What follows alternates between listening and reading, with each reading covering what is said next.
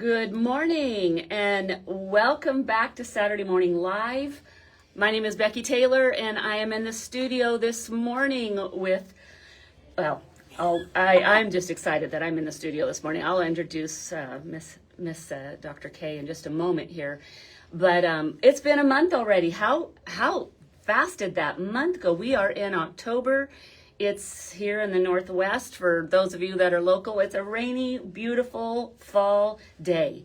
This is why we live in such a beautiful region. And as I was talking with Dr. K when he came in, she goes, I really kind of like this weather. I'm like, well, if you're from here, you love it because you know why it's so beautiful. But we just want to welcome you to the show this morning. And for those of you joining on Facebook, if you like to see what it looks like in the backside of a radio studio, I like to stream it live on Facebook. So you can find me, Becki with an I, Taylor, or I am, #IAM Becki on Facebook. Peek in with us and then you can kind of chat and interact with us here on Facebook. But if not, and you're driving around this morning, I'm glad you're here. If you're listening streaming, I'm glad you're here. But without any further ado, because we know this is our third time in the studio together, and we know how fast this show goes. And I'm gonna be a little more silent today because I'll kid you not, when Dr. Sarah Kotlerman stands in front of a room, people listen. And I've said this time and again that when I put myself in a room for education or for growing or for knowledge, I will never want to be the smartest one in the room. And I guarantee you that you'll never be the smartest one in that room if you ever get in a room with Dr. Kotlerman. And so I'm going to be referring to her as Dr. K. That's what we all, when we go see her, that's what we refer to her as fondly, Dr. K, but her full name is Dr. Sarah Kotlerman. And she is, if you saw my queue up on Facebook, she is a doctor of chiropractic. She is a toxology expert.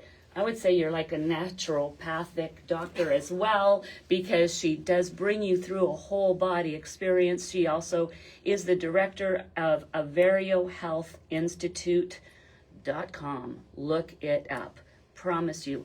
I've been a part of Dr. K's life for little over a year now and a part of Averio Health Institute. I've shouted it out and sent many people there because of what it does. But she is an author, she is a speaker, she is just an amazing wife and mother, but a very busy individual that knows that the short years we have on this earth, there's a lot of work to be done and a lot of education to be had. And she is constantly kicking over a lot of sacred cows. Yes, indeed. So that's her favorite thing to do, is to just kick over sacred cows and cause people to go, aha. They kind of gasp a little bit, the paradigms spin, and they look a whole lot differently at their health. So today, Dr. Kotlerman, she's coming in today, and we're already planning our next show because there's so much to talk about. But today, what she is really going to be diving into is toxins and mental health. Who knew that toxins that are in your body can interrupt and cause mental health? And we're going to go deep dive into that this morning. So welcome to the show, Dr. Kotlerman. It's so fun to have you again. So talk to us. You've got so much to say this morning, and we have a lot of little breaks, as you know, because we're going to take breaks, but we'll just take a breath, gasp, take a drink, and keep going. But welcome. Talk to us. What about toxins and mental health? We know that's a big crisis in the world right now. I mean, it's actually getting worse and worse. Look at our streets. Look at the streets of people that are suffering with severe mental health issues. It's a huge topic. We actually just published a case study on reversing major depressive disorder, and some of the statistics that got pulled for that case study is looking at like 280 million people worldwide are suffering with depression. I mean, this is beyond an epidemic. This is a crisis at this point in time. And there are a lot of aspects to mental health. This next 45 minutes is not going to give you everything you need to understand about what goes wrong, the root causes of mental health issues.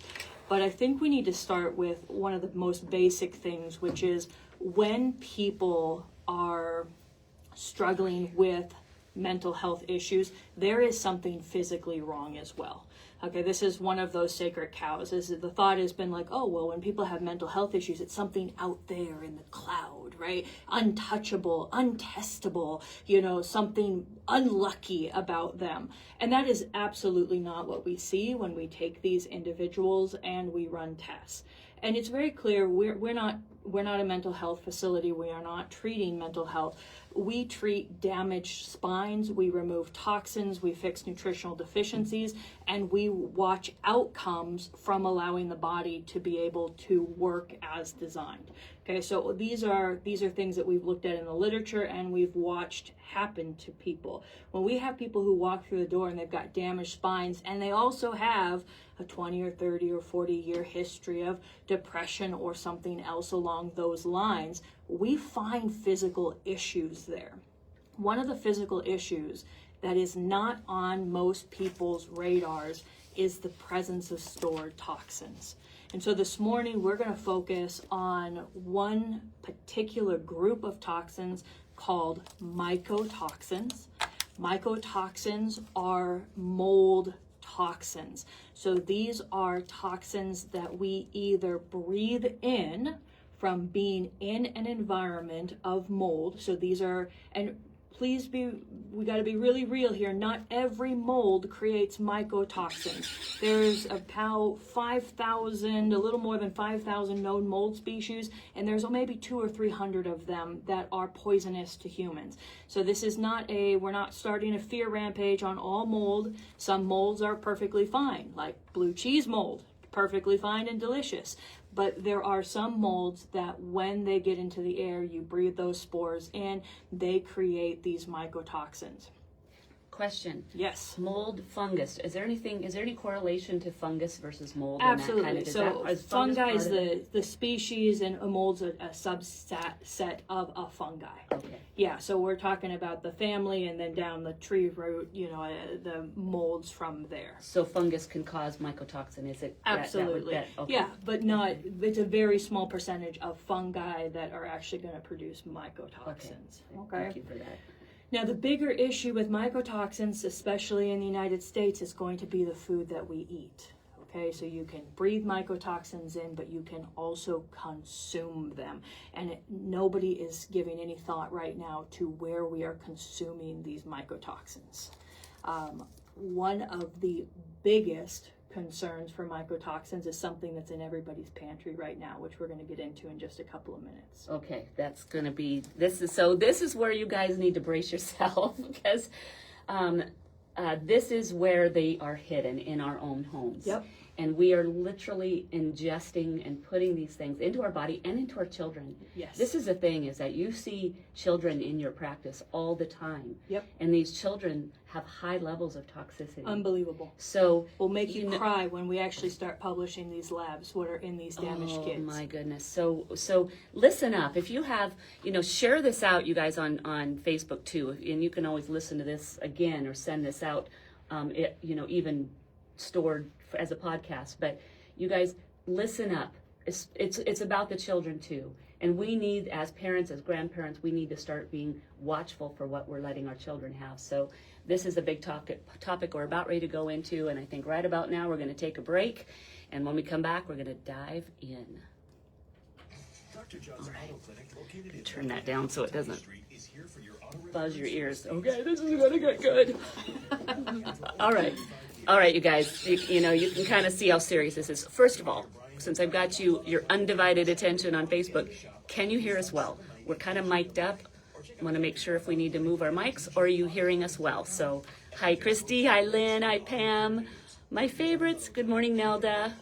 Great to see you guys.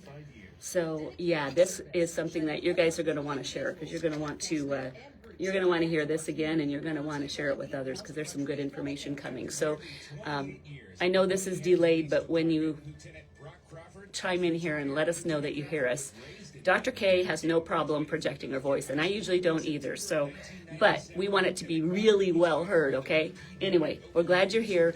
And along the way, I'm going to be watching the chat. Had to turn my volume up all the way. Okay. These are on, so, but I'm glad that you can still hear us. I'm going to put mine up a little higher. Oops, that wasn't me. Good. Well, at least if you guys can hear it, but we'll be sure we project. This should be on. We're green and they're charged. So, all right. I'm glad you're here. Listen up, because this is going to get good. And by the way, and if you have questions along the way for Dr. K, you guys get first at it. I've got people chatting in here on my text, but ask questions if you want. We're coming back on, so here we go. Love you all. Glad you're here. You're my favorites.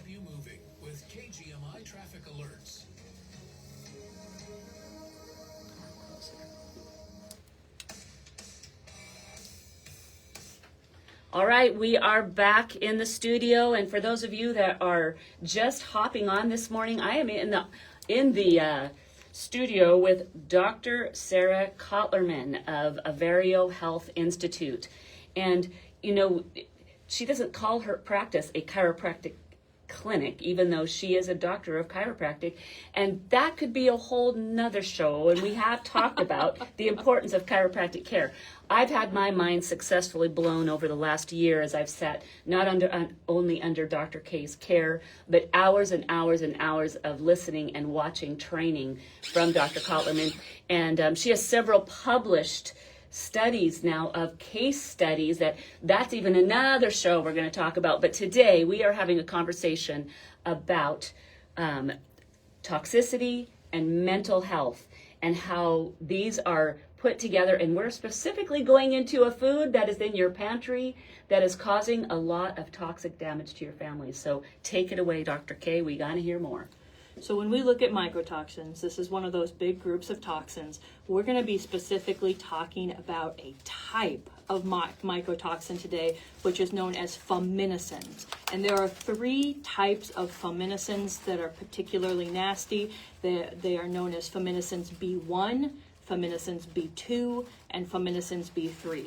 And most toxins are synergistic, meaning you get more of them in your system, they become increasingly poisonous to you. So of the 3, feminicin B1 is the most dangerous, but if you get feminicin B2 and 3 in play with B1, that becomes the most dangerous combination. So feminicin B1, what does it do in your body? It's really important that we have enough understanding to understand why things are bad for us, because otherwise it just becomes fear culture. So this mycotoxin, it breaks apart your nerve cells. There are multiple studies, we're talking probably close to 50, 60 studies that have been done in the last few years looking at how feminisins will penetrate glial cells. And research is really difficult, ladies and gentlemen, because researchers, PhDs, higher level doctors, we like to hide things behind different names.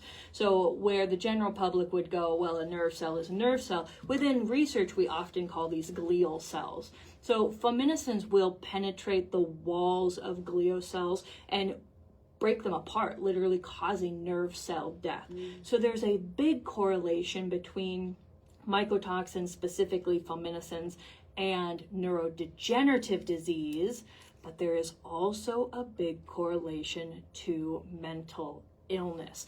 And that's because of another toxic aspect of these feminisins, which is that they block sphingolipid metabolism. Now I'm going to explain this word because if you were anything like me about 5 years ago, sphingolipid meant nothing, okay? Sphingolipid has to do with the cell membranes around almost every cell in your body, okay? So when sphingolipid metabolism, when we say that's happening, this is your innate ability to repair cells, specifically cells in your central nervous system. So when you get these mycotoxins into your body, it blocks your ability to build new central nervous system cells. Is that not crazy?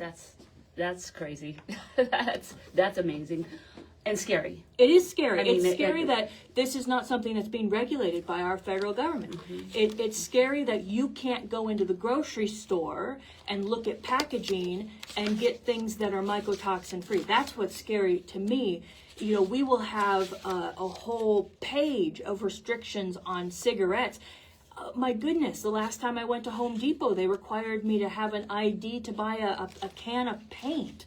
But when we talk about things that are contributing strongly to neurodegenerative issues, neurocognitive issues, mental health, it's like crickets. Nobody is paying attention to what's in the literature. And it's not that our government doesn't know. Some of the biggest grants since 2022 have gone towards mycotoxin research. So this is not something that those in power are not aware of. It's just not something that's being discussed with the general person. And it's not being trained to doctors too. There is no training in toxicology in any of our major primary care disciplines. MD, DC, ND, none of them are getting training in toxicology. And isn't it the truth that they're getting trained in the symptom that these toxins, Correct, and let's yes. see if we can manage the symptom, thereby keeping a person very sick and very ill. Because here we talking about it, which has been my conversation for 10 years, get to the root, metabolic health. You're talking about the root cause, not the effect of the cause. Correct. I mean, which is where everybody is after these symptoms. By the time, we talked about this, by the time you get a symptom of mycotoxic damage and now this nerve damage, A lot has gone wrong. A lot. Ton. You're by the way time you down have the road. dementia, it is more than one thing. Yeah. Okay. By the time you have diagnosable major depressive disorder, it's more than one thing, and that's the tricky part because doctors are trained to look for one or two or three things. They're not trained to look at the system as a whole, and this is a foundational issue with our healthcare system. My okay? goodness. Okay, All right, carry so on. B2, huh? Or we $1,000,000 question though Yeah. is, which item in the pantry is contaminated? Oh, that is, isn't that what you guys with want to know? luminescence, right? Yeah. Okay. Yes. Which item? What Okay. food groups? Okay. Now you need to understand that this is not a bad thing about the food. The food is not the problem here. It actually has to do with how we are storing certain foods. Okay. So a 2023 study review. I'm going to give you the review so you can link it to the Facebook Live video later. But a 2023 review came out and tested samples in the United States from West Coast to East Coast. And they found the food group is corn. The concern is corn. They found that 97% of corn from the West Coast to the East Coast is contaminated with at least one mycotoxin in unsafe limits. They found that 88% of corn samples are contaminated with fuminescens B1, which is this super dangerous mycotoxin that has this negative effect on the central nervous system. And if mom has it, here's where it gets really dangerous, because if a woman who is in her childbearing years has this in her body, these mycotoxins freely cross in breast milk. So these are getting into developing babies, and it's linked to neurodevelopmental issues my goodness. like autism spectrum disorder. Oh my goodness, that just kind of shocked me. I was thought you were going to say, because I have heard the studies about it crossing the placenta Yep. and going, but that's a bigger deal. That is going through your huge, mother's milk. That's correct. Wow. Yeah, Okay, but I'm take this a step further. I'm blown away here. Okay. Wow. Take it a step further. It's not just humans that are crossing this. This is also crossing in dairy products. So we have a huge secondary contamination issue with feeding cows corn and it ending up in cow's milk. Okay, now we don't have as big of an issue with feeding goats and sheep corn, but the same process can happen. This is ending up in dairy. So it isn't good enough to just look at your corn products and go, how do I get mycotoxin-free corn products? This is actually contaminating a lot of people's dairy as well. Now the dairy one is very easy to sidestep around. You just need to go to grass-fed. Correct. This is probably the biggest argument for grass-fed milk, yogurt, Okay. ice cream, all of those dairy products, grass-fed so that you do not have mycotoxins, potentially neurotoxic mycotoxins in play. And we're just talking about one mycotoxin. There's a whole host of them that will cross in breast milk and in dairy products that have different health concerns, okay? It's harder with the corn because the number one question that I get in the office is, well, Dr. Kotlerman, can I just go to organic? Right. And everybody thinks that's the secret magic They pill. think it's Everyone the is secret like, magic word. Yep. They do, and they're like, oh, I got these corn chips from Costco that And they're say organic. organic. Yep. Okay. But they are always, okay, talk to us. So Come on. organic means that it has reduced environmental chemicals. These are the chemicals that we make. This is your phthalates, your parabens, your acids, your glyphosate, things that we make as pesticides, insecticides, herbicides, raticides, all those. It has nothing to do with mycotoxins. Okay, this was a big scare here recently with the, I don't want to get in trouble with saying the brand on air, but the red box of chickpea pasta. Okay? Oh, yes, I know. Yep. I threw many of those away. Big problem because oh my goodness, they you could buy them at were Costco and other places. greenwashed with all sorts of, there's protein positive pasta and stuff like that. Well, a third party lab came along and tested them, and it was containing the highest level of glyphosate of anything in the Costco. Wasn't it Moms of America that blew the lid on that? I don't remember if it was them specifically. Yeah. I know they did a follow-up story on it, but Moms Across America is a great resource, great group. Guys. Yeah, they did a big study on fast foods and heavy metal contamination. So they're the ones that blew specifically cadmium on French fries. They're the ones that came up with that. They started testing French fries, and it really doesn't matter where you get your French fries from.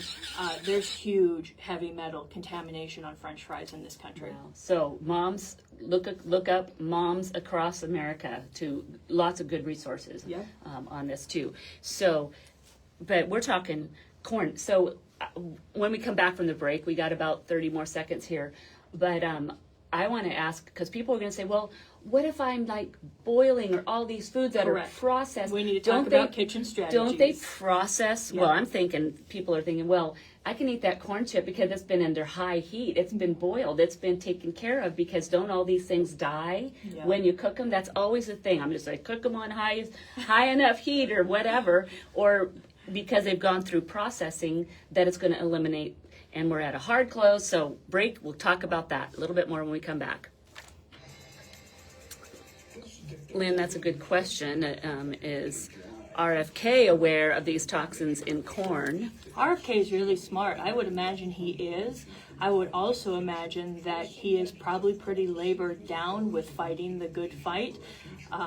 As somebody who studies toxins, to look at the fact that we just got certain dyes eliminated from foods, we're kind of in the dark ages of removing toxins from food. And that is probably the answer to the question of why we don't have more public access of this and why doctors aren't being trained. Because if doctors were being trained in this and they were talking to people, there would be a lot more pushback and expectation on our own governmental agencies.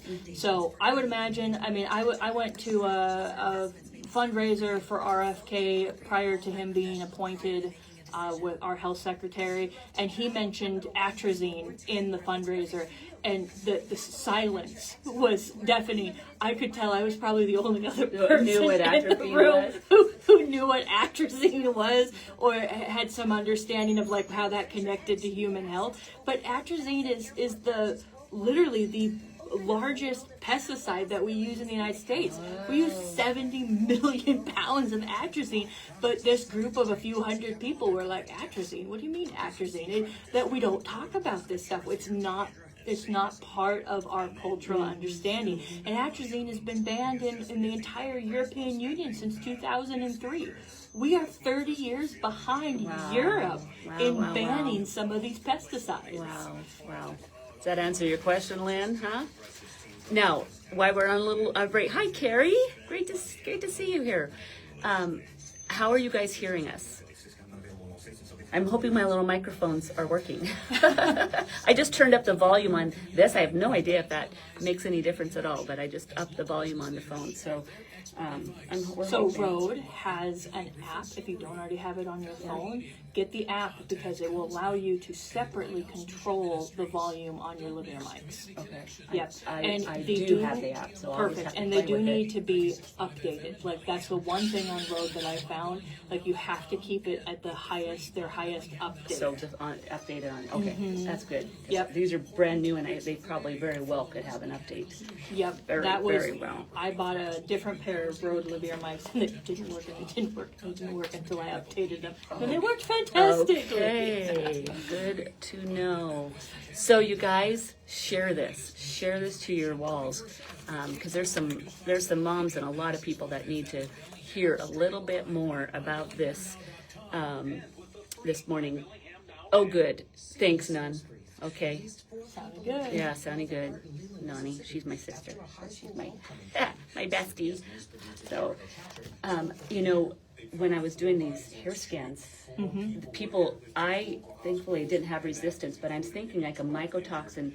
They call them in this bacteria, fungus, mold, spores, resistant factors, so that your body is absolutely not going to really heal and repair itself effectively if you have these resistant factors. So I could see how a mycotoxin would be a huge resistant factor that you've got to take these underlying things taken care of before your body can then go into the reparative process, which, by the way, okay, we're back.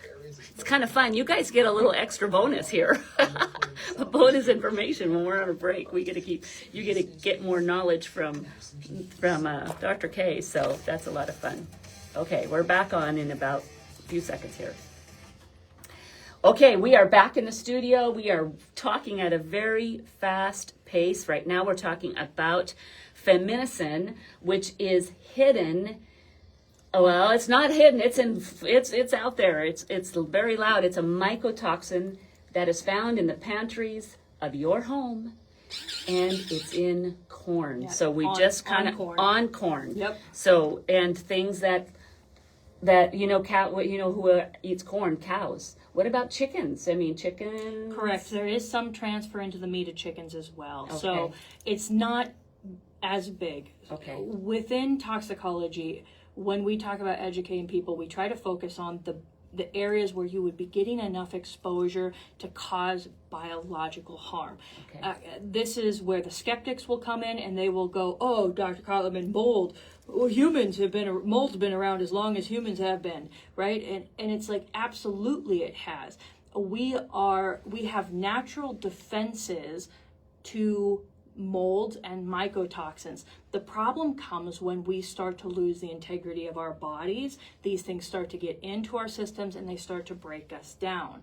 Mycotoxins, these mold toxins, they do not get eliminated by most normal processing methods.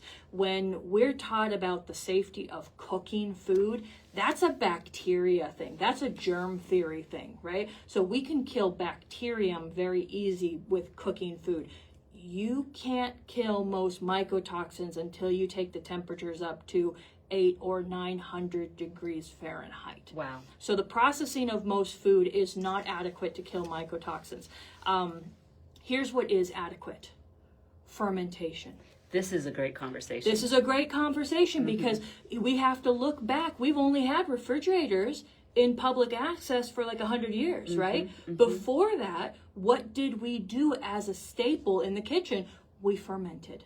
We fermented milk products. Buttermilk meant a fermented milk. Kefir was a fermented milk. Yogurt was a fermented dairy product. We had real ferments, and mycotoxins cannot survive in fermentation. Okay, so Fascinating. It is, and so if you've got a lot of conventional milk, or if you go, well, I can't afford to buy something that's not conventional, take that milk home and ferment it. Now, it's a lot harder to ferment pasteurized milk because everything is dead, but it can be done. You can buy cultures, add it to the milk, and you can still get it to ferment. Fermenting raw milk is super easy. There's lots of YouTube videos on that. Oh, wow. Okay, so that's the thing is now, because of your knowledge, we know when we buy dry beans to make something, we put them in the water, set them on the counter, we soak them overnight, make sure the little tiny bubbles are up around them. So we've started doing that with our chickpeas and every bean, our black beans. Instead of buying them by the can, we've been buying them and doing the ferment process. Have you Thanks noticed to it you. started saving you money, though? Yeah, well, truly, I mean, to buy them in bulk, somewhere, and then set them on a counter, and then we just cook them, and they're still nice beans. We freeze them then, and then we can just pull them out of the freezer. So that is such a great, great method. But that's of other foods. Let's go back to the corn, because this corn is like everywhere. Like, it's everywhere. We stopped buying cornstarch after meeting you and knowing and learning from you about cornstarch even. So let's talk about corn. What else is it hidden in? What do we need to keep an eye out for? So, at least we can start there by getting the access out of our homes to our children and our bodies. So the first thing is you have to stop looking at corn as a health food product. It's been greenwashed as a health food product, and until there is mycotoxin regulation, until companies are starting to do testing for this, it's not a health food product because of these mycotoxins. Now, fermentation is one way. So if you take any kind of corn product and ferment it, you will take the mycotoxins out.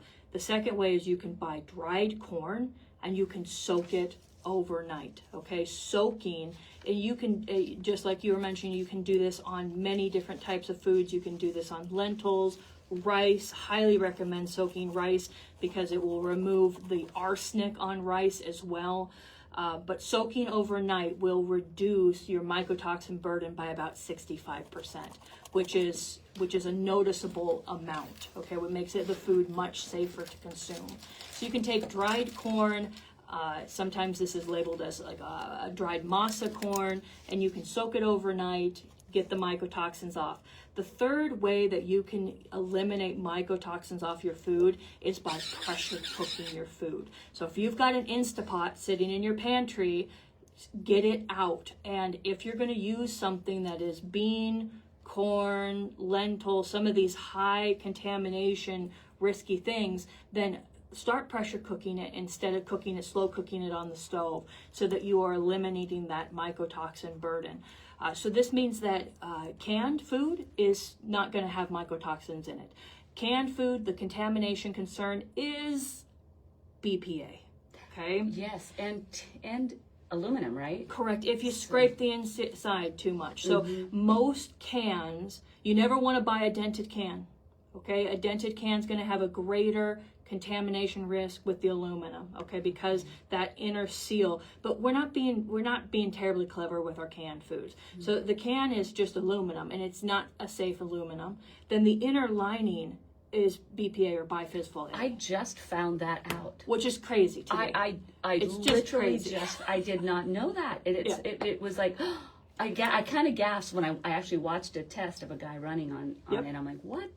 So the safety studies, it's kind of like the cell phone safety studies. All the cell phone safety studies were done with the cell phones 12 inches away from your face. I don't know too many people who talk on their phones like that. Okay, that's how they passed. But that's how they passed cell phone safety studies. Is they did not allow the cell phones to come within 12 inches of the brain, because when you take a cell phone closer to the brain, it starts to cause all sorts of heating up and radiation to the brain. So the safety studies that were done on cans, they did not use a spoon. They literally took the top off and they beat the back of the can until the food came out. If you take a spoon to your typical canned foods and you start scraping, you are giving yourself a dose of BPA with your food. Okay, so you gotta be really thoughtful about that. You gotta be real gentle on the interiors of those cans, because biphosphol A or BPA, it is one of the biggest endocrine disruptors. It is hugely linked to hormonal cancer. So we're talking breast, ovary, cervical, uterine, prostate, testicle cancer. And it also, in the studies, causes chemotherapy resistance. So this is really not something that you want going into your system, especially if there are already some cancer concerns in your family. And thanks to you, I now know people who are BPA free. Yes. Because there's a upside to the story, which maybe we'll save the very last segment for that, because this isn't like, oh, doom and gloom, I've got mycotoxins, they're in my body forever. It's like, whatever. you know, these are going to last forever, and heavy metal toxins. And I've been going through a year of clearing my system and I've just had my third test. We'll see what that one turns out. I'm clearing my system of I had a lot. Healthy me, you know, so you think until your body tells the truth. Of what's actually going on inside there. So I'm in a slow process of getting them out, because you don't want to rip them out of your body, because you can cause a lot more damage. Now, there's still B2 and B3. Is that anything we need to talk about, or are they kind of all the same? They all function the same way. You just have various degrees of toxicity. Okay. So FUM B1 is the most toxic, B2 is the next toxic, B3 is the least toxic. Okay. But then if you put any combination of the three of them together, you get something that's even more toxic than B1. Rattle off in the last 45 seconds foods that are corn related that have been found to be toxic. So corn chips is the biggest one. Okay, corn chips. Ouch. And it is such an ouch, because we think that's the healthy alternative to potato chips. Because it's gluten free. It's gluten free. That's what everybody. It's gluten free. And this is why some people who go to a gluten free diet actually get a lot sicker, because they have now reduced they have an issue with gliadin protein, so they reduce that. But because their gut's full of holes, the second they put mycotoxins into play, those mycotoxins just run rampant. Okay, so if people are if they switch over from gluten to gluten-free, and then they notice that they are bloating out like crazy, it is the mycotoxins that they are getting exposed to. Okay, who just went, oh, that's what it is. Yeah. I can hear the gasping Yeah. right from wherever you are, like, oh my word, that's huge news right there. It's like, huge honestly, news. It helps unwind the gut issues. Oh, and for those of us that love our corn chips, and we're at a hard break, and this is our last one, so we're going to get into just wrap this up, but hopefully leave you with an up note. Okay. All right. So we got one more we got to talk about. Okay. I want to spend at least a couple of minutes talking about lead before we end. Yes. Because lead, there are so many studies that have come out on lead, and it causing ADHD. Okay. Wow.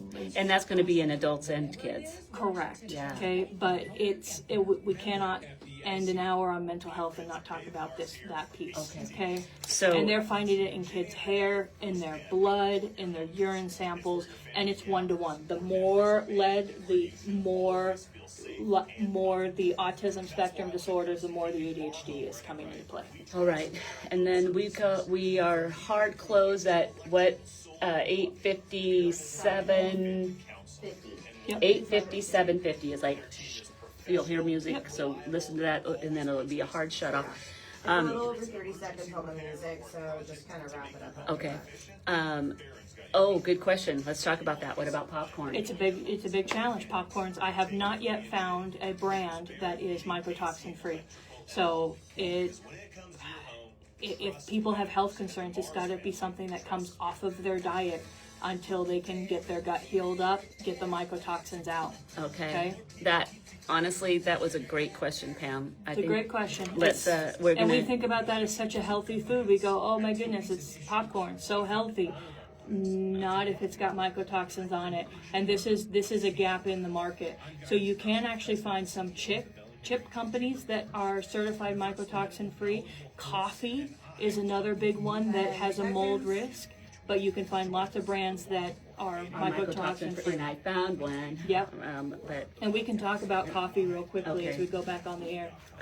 let's just add a few more foods to it, because people are going to want to know. So this is great. Thank you, Pam. I'm glad you said that, because all right, we are back. This is our last segment. It's going to go like wildfire. So what we're talking about right now, we're going to grab some foods, because people are asking questions. What about this? What about popcorn?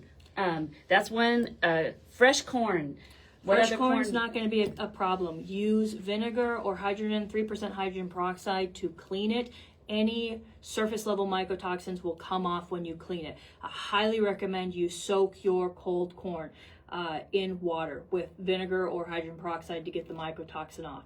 The question came up over the break about popcorn, and I love popcorn, but the reality is I have not been able to find any brands that have been third-party tested mycotoxin-free for popcorn. So my recommendation to my patients is if they're dealing with toxicity issues, if they're dealing with chronic health concerns, they got to give popcorn a break, because it's very, very likely that when we talk about 97% of all corn samples being contaminated with mycotoxin, that is including your popcorn. Mm-hmm. What about any other things you can think of that are just like the next biggest food group is going to be coffee. Okay, coffee beans, highly contaminated with mycotoxins.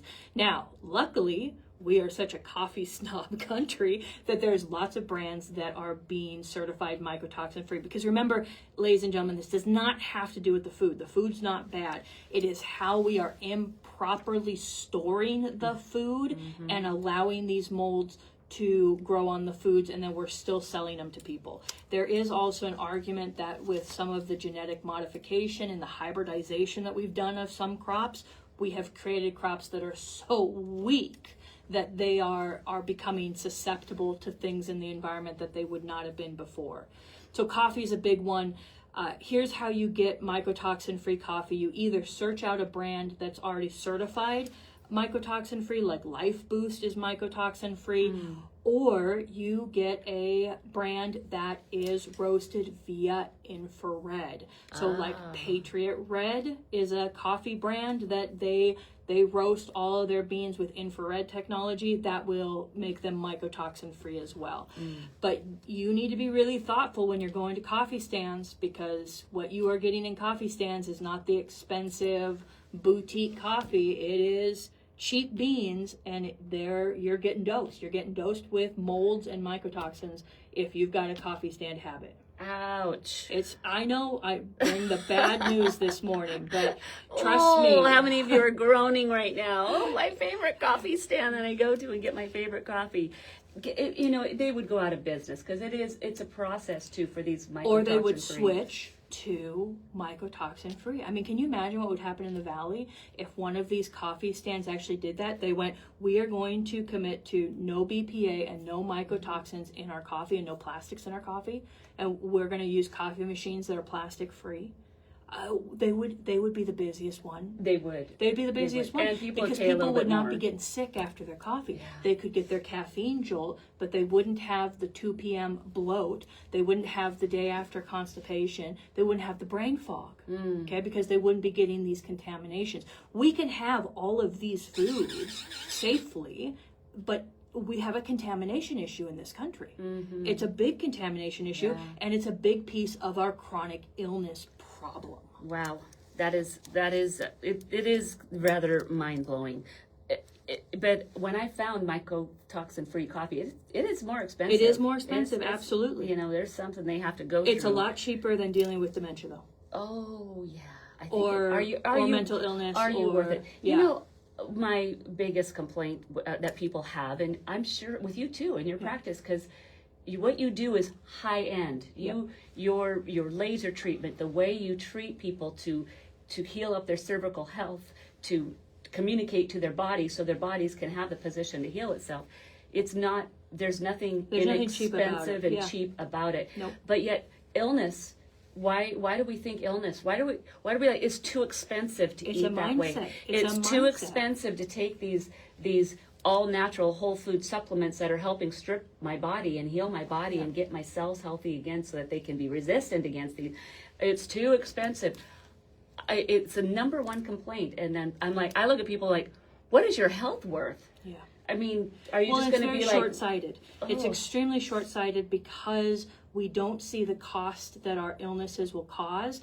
And it's also part of the drug culture where we have this constant repertoire of, well, if you get sick, it's not your fault. It's mommy and daddy's fault. It's your genetics. It's this, and this. We have totally lost self-responsibility for our own health in this country. Again, it's a really harsh thing to say, but it's true. When we take sick people and we run tests on them, we never find somebody who doesn't have, we don't find that there's no reason why they're sick.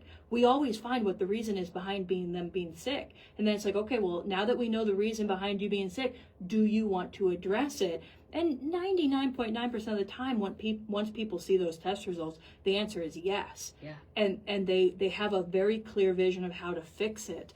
And removing toxins is part of the process, and probably 85% of the patients we treat. That's how prevalent this is in complex cases. Tell me, if you're listening or online, do you know of any other chiropractic office, even medical office, that says, let's take, and by the way, toxins, molds, heavy metals, it's not just a quick blood test. It's a urine analysis. Correct, and it has to be provoked. Okay, that's so the piece that's quick getting talk missed. about provoke, because that means I'm going to go to my doctor and pee in a cup out of the blue. No, you can't do that. When we get exposed to toxins, one of two things happens. We either eliminate that toxin within the next 24 hours, or it stores in our bodies. So what we are finding is the big issue behind chronic illnesses is that these toxins have been stored for years or decades. Okay. Now, these are in an adult population. We don't see the same thing in a pediatric population.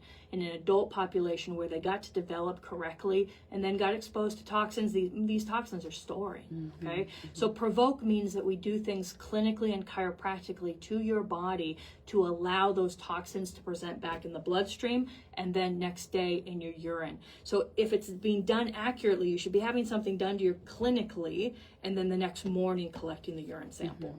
And I've done that 3 times now, so I know the drill, and so you've got to do that drill. That's very important.